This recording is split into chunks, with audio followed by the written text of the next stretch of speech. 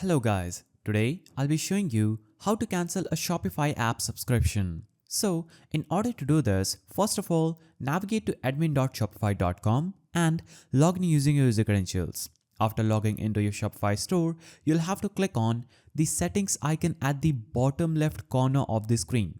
When you click on the settings icon, it will show up this page. Now, on this page, you'll have to scroll down and at the left of the screen, you'll have different tools available.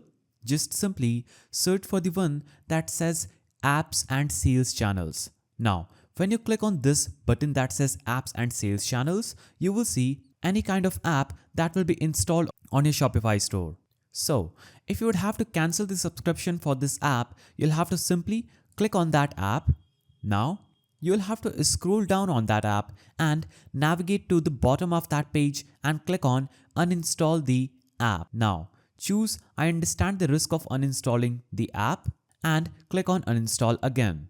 After you do this, the subscription for that app will be automatically cancelled and that app will be uninstalled from your Shopify store. So that is a simple way to cancel any subscription for apps on Shopify App Store. If you found this video helpful, please don't forget to give it a thumbs up and thanks for watching.